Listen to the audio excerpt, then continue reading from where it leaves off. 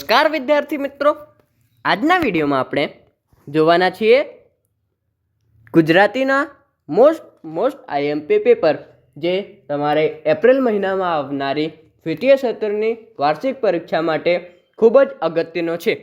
તો શરૂ કરીએ આપણા વિડીયોને।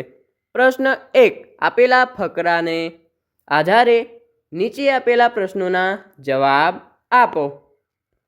તો આ ફકરો આપેલો છે, તેના આધારે પ્રશ્નો છે। વેનિસ શહેર શાનાથી બનેલું છે? તો વેનિસ ઇટલીની ઉત્તરમાં આવેલું અનોખું અને સુંદર શહેર છે। આ એક જ ટાપુથી નહીં 117 ટાપુઓથી બનેલું છે।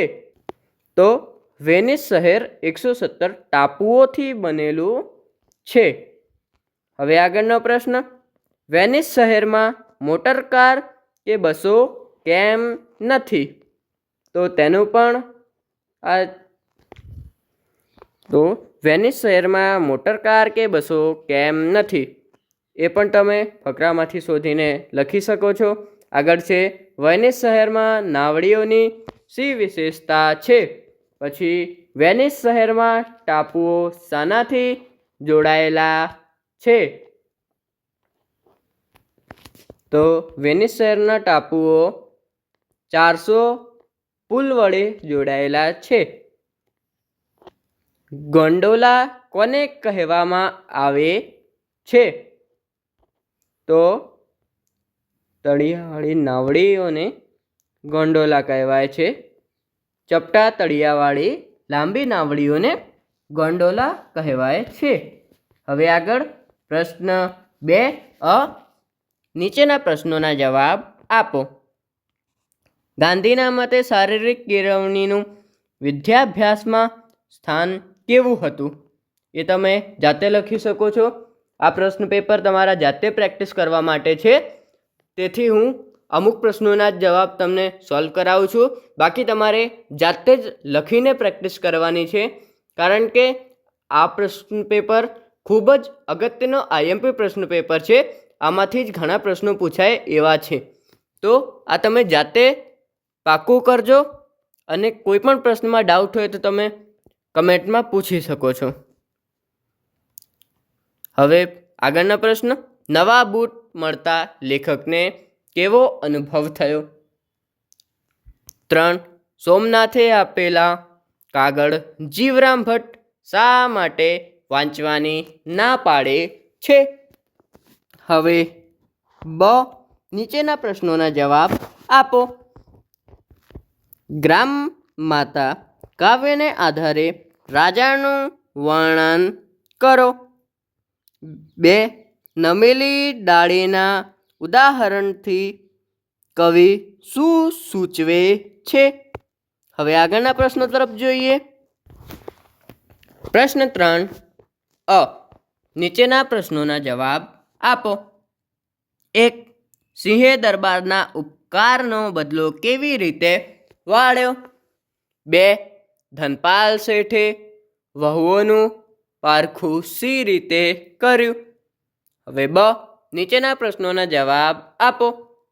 માતાની આંખમાં અને કાળજામાં શું ભરેલું છે?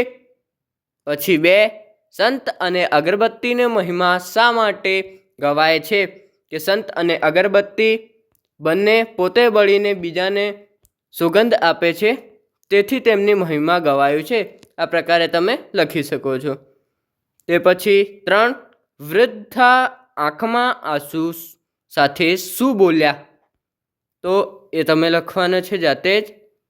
અને જો તમને આ પેપરનું લિખિતમાં સોલ્યુશન જોતું હોય તો અમારી ચેનલ પર જલ્દથી 500 સબસ્ક્રાઈબર જો થઈ જશે તો અમે તમને PDF લિખિતમાં પ્રોવાઈડ કરાવીશું।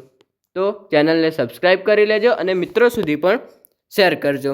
હવે પ્રશ્ન 4, આપેલા વિષય પર 8 થી 10 વાક્યો લખો। પ્રાણી સંગ્રહાલયની મુલાકાત, તેના પર તમને 8 થી 10 વાક્યો લખવાના છે। હવે પ્રશ્ન 5 આપેલા શબ્દોના સમાનાર્થી શબ્દ આપી તેનો વાક્યમાં પ્રયોગ કરો। 1, આશીષ તો આશીર્વાદ, સંપત્તિ તો કમેન્ટમાં બતાવો તમે. ઠીક. બ, આપેલા શબ્દોના વિરુદ્ધાર્થી શબ્દ આપી તેનો વાક્ય પ્રયોગ કરો. આવડત અને તડકો. તડકો તો છાંયડો અને આવડત તો કમેન્ટમાં બતાવો. ક, આપેલા રૂઢિપ્રયોગોનો અર્થ આપી તેનો વાક્યમાં પ્રયોગ કરો. જીવ બળવો અને ધુઆ પુઆ થવું. તે પછી ડ, આપેલા વાક્યમાંથી ક્રિયા વિશેષણ શોધો. સંગીતા અત્યારે હસે છે. કશિશ સરસ લખે છે. ઠીક. ઈ, આપેલા વિશેષણનો ઉપયોગ કરી વાક્યમાં પ્રયોગ કરો. કેમ અને તીવ્ર. તો પવન તીવ્ર ચાલી રહ્યો હતો અને કેમનો તમારે જાતે જ પ્રેક્ટિસ કરી. હવે આગળના પ્રશ્નોમાં જોઈએ. પ્રશ્ન 6, આપેલા બિલના આધારે પ્રશ્નોના જવાબ લખો. તો અહીં બિલ આપેલું છે ગુજરાત પુસ્તક ભંડારનું. તેના આધારે પ્રશ્નોના જવાબ આપવાના છે. પ્રશ્નો: ડૉક્ટર રામભાઈએ કયા પુસ્તકના ઓછા સેટ ખરીદ્યા? તો આ પુસ્તક છે અને આ સેટ. તો સૌથી ઓછા છે સિંહાસન 32. તેના સૌથી ઓછા સેટ ખરીદ્યા. પંચતંત્રની વાર્તા અને રંગ તરંગ વાર્તાના એક એક સેટ લઈએ તો કુલ કેટલી રકમ ચૂકવવી પડે? તો પંચતંત્ર અને રંગ તરંગના એક એક સેટ. તો અહીં 5 છે. તો 5ની કિંમત જો 120 હોય તો એકની કિંમત થાય 24. ઠીક. અને પંચતંત્રની વાર્તાઓના 5ના 130 હોય તો એકની થાય 26. 24 + 26 તો 50 રૂપિયા થાય. તો આપણે 50 રૂપિયા ચૂકવવા પડે. હવે 3, પંચતંત્ર ડૉક્ટર રામભાઈને કયું પુસ્તક નિઃશુલ્ક મળશે? તો કયું પુસ્તક નિઃશુલ્ક મળશે? અહીં આપેલા જ છે. 1000 રૂપિયા કરતાં વધુની ખરીદી પર સત્યના પ્રયોગો નિઃશુલ્ક મળશે. તો રમેશભાઈએ 2000 કરતાં પણ વધારેનો ખરીદ્યો છે, તેથી તેમને સત્યના પ્રયોગો પુસ્તક મફત નિઃશુલ્ક મળશે. હવે 4, બિલની રકમ કેવી રીતે ચૂકવવાથી ફાયદો થશે? તો ઓનલાઈન ચૂકવવાથી ફાયદો થશે. નિઃશુલ્ક શબ્દનો અર્થ જણાવો. નિઃશુલ્ક એટલે કે મફત. હવે આગળ પ્રશ્ન 7 અ, વિચાર વિસ્તાર કરો. કોઈ પણ એક હોય કામ મુશ્કેલ પણ ઉદ્યમથી ઝટ થાય. ખંત જો દિલમાં હોય કદી કદી ન ફોકટ જાય. ગઈ સંપત્તિ ફરી સાંપડે ગયા વળે છે વહાણ. ગત અવસર આવે નહીં ગયા ન આવે પ્રાણ. તો પહેલામાં કામ વિશે બતાવ્યું છે કે કામ ગમે તેવો મુશ્કેલ થાય પણ તમે જો ઉદ્યમથી એકદમ ઉત્સાહ સાથે જો એક કામ પર મંડી પડો અને દિલમાં તમારામાં વિશ્વાસ થાય કે તમે કરી જ જશો તો એ કામ કદી ફોગટ જતું નથી, એટલે વેસ્ટ થતું નથી. આ પ્રકારે તમે પહેલાંનો વિચાર વિસ્તાર કરવાનો છે. અને બીજાનો, ગઈ સંપત્તિ ફરી સાંપડે ગયા વળે છે વહાણ. ગત અવસર આવે નહીં ગયા ના આવે પ્રાણ. કે જે રીતે પ્રાણ ગયા પછી પાછા આવતા નથી, તેવી જ રીતે અવસરનો પણ છે કે અવસર એક જ વખત મળે છે, પાછા આવતા નથી. તો આ પ્રકારે તમારે વિચાર વિસ્તાર કરવાનો છે. એ પછી બ, આપેલા ગદ્ય ખંડનું પદ્યમાં રૂપાંતર કરો. દરેક પાનમાં લાલ ટસરો સોના જેવી સવારે ચમકી ઉઠી. સોના જેવી સવાર મધુર ટહુકાવથી ચારે બાજુ રણકી રહી છે. સોના જેવી સવાર ક્યાં કમળના સરોવરમાં ચમકી રહી છે. તો ક્યાં પનઘટ પર પાણી ભરવા ગયેલી પાનીહારી બેડા પર ઝલકી રહી છે? આને તમે પદ્યમાં એટલે કે કવિતા સ્વરૂપે લખવાનું છે. તો એ તમે આ પ્રકારે લખી શકો કે દરેક પાનમાં લાલ ટસરો, સોના જેવી સવાર ચમકી, ઉઠી સોના જેવી સવાર ચમકી, મધુર ટહુકાવથી ચારે બાજુ રણકી રહી છે, સોના જેવી સવાર. ક્યાંક કમળના સરોવરમાં ચમકી રહી છે, સોના જેવી સવાર. તો ક્યાંક પનઘટ પર પાણી ભરવા ગયેલી પાનીહારીના બેડા પર ઝળકી રહી છે, સોના જેવી સવાર. આ પ્રકારે તમે પદ્યમાં લખી શકો છો. હવે આગળના પ્રશ્નોમાં જોઈએ. પ્રશ્ન 8. નીચેના પ્રશ્નોના જવાબ આપો. કોઈ પણ 2. જો તમારે એક પ્રવાસનું આયોજન કરવાનું હોય તો તમે કઈ કઈ બાબતોનું ધ્યાન રાખશો?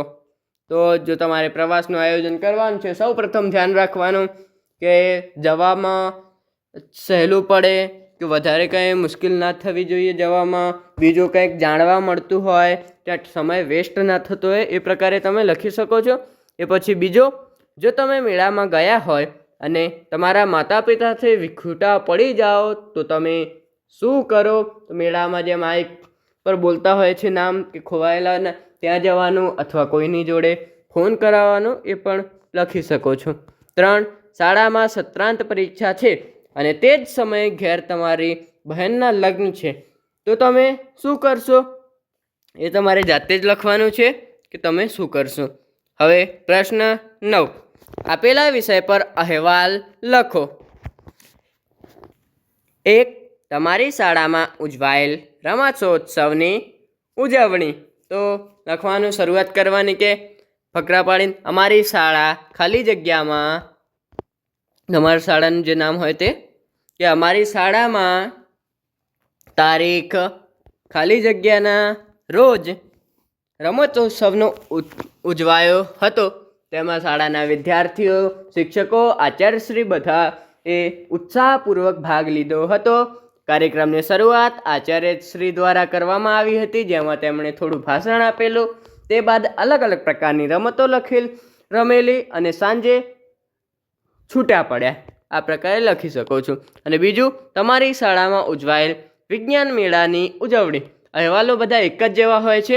તમારે આમાં પણ કે અમારી શાળા વિદ્યા મંદિરમાં આ પ્રકારે થયું હતું. સવારે વહેલા બધા આવ્યા, આચાર્ય સાહેબે ભાષણ આપ્યું, વિજ્ઞાનનું મહત્ત્વ સમજાવ્યું. તે પછી બધા અલગ અલગ મોડેલ બનાવ્યા બધાએ, અને સાંજે ખાઈ પીને છૂટા પડ્યા. આ પ્રકારે લખવાનું રહે છે. હવે પ્રશ્ન 10. શબ્દકોશના આધારે માગ્યા મુજબના જવાબ લખો. આપેલ શબ્દો પૈકી શબ્દકોશના ક્રમમાં પ્રથમ શબ્દ કયો આવશે? આ તો શબ્દકોશ છે, તમને આવડે જ તેવો. ક ખ ગ ઘ ઘ એ તો કોને ના આવડે?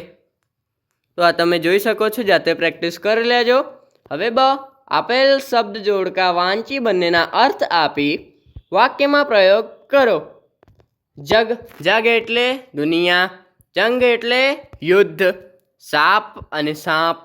સાપ એટલે શ્રાપ અને સાપ એટલે નાગ. ઠીક. હવે 11. આપેલા સમયપત્રના આધારે પ્રશ્નોના જવાબ લખો. તો અહીં ટાઈમ ટેબલ આપેલું છે કે અમદાવાદથી શિરડી, સુરત, સાપુતારા. અહીં પ્રશ્ન 1. ધવલને ધાનેરા જવું છે, તેની બસ અમદાવાદથી કેટલા વાગે ઉપડશે? તો અમદાવાદથી ધાનેરા. તો અહીંયા ધાનેરા છે, મતલબ આ બસ ઉપડવાનો સમય 6:30. હવે ઈડર જતી બસનું બોર્ડ શું હશે? તો ઈડર જતી બસનું બોર્ડ અમદાવાદ અંબાજી હશે. સવિતા શિરડી કેટલા વાગે પહોંચશે? તો શિરડી 10:15 પહોંચશે. અમદાવાદથી સાપુતારા જવા બસને કેટલો સમય લાગે છે? તો અમદાવાદથી સાપુતારા 19માંથી 8 બાદ કરીએ 11 અને 11.5 કલાક. હવે અમદાવાદ અને સુરત વચ્ચે આવતા મુખ્ય 2 સ્ટેશનના નામ આપો. તો અમદાવાદ અને સુરતની વચ્ચે વડોદરા અને જાડેશ્વર. તો અહીં આ આઈએમપી પેપર પૂરું થાય છે. આ પેપરનું સોલ્યુશન જોઈતું હોય તો ચેનલમાં 500 સબસ્ક્રાઈબર જલ્દીથી કરાવી દો અને તમને પીડીએફ મળી જશે આની સોલ્યુશનની. મળીએ બીજા વિડીયોમાં.